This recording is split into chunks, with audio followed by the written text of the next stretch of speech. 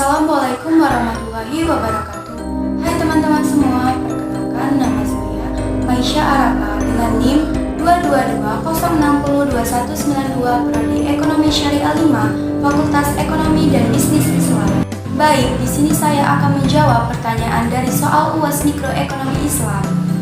Soal yang pertama, jelaskan kurva pergerakan harga dari mekanisme pasar berikut ini. Yang pertama, jika Q supply-nya turun, demand-nya juga turun, maka harga akan mengalami turun.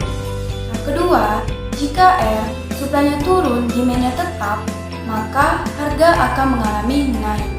Yang ketiga, jika T supply-nya tetap, demand-nya naik, maka harga akan mengalami naik. Yang keempat, jika U supply-nya naik, demand-nya juga naik, maka harga akan mengalami turun. Selanjutnya yang kelima, jika V supply-nya naik, demand-nya tetap, maka harga akan mengalami turun. Yang keenam, jika W supply-nya naik, demand-nya turun, maka harga akan mengalami turun. Yang ketujuh, jika X supply-nya tetap, demand-nya turun, maka harga akan mengalami turun.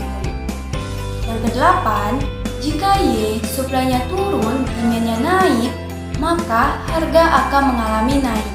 Soal nomor 2, jelaskan pandangan Islam terhadap intervensi pasar. Nah, dalam Islam, pasar dianggap sebagai salah satu institusi sosial yang penting dan diperlukan untuk memfasilitasi perdagangan dan pertukaran barang dan jasa antara individu dan kelompok. Namun, pandangan Islam terhadap intervensi pasar sedikit berbeda dari pandangan Barat.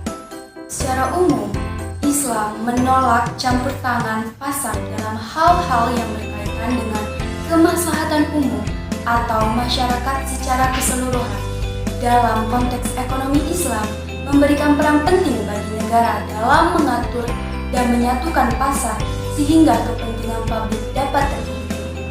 Dalam hal ini, negara harus memiliki regulasi dan pengaturan yang tepat untuk memastikan bahwa pasar tidak meningkatkan ketimpangan sosial dan ekonomi.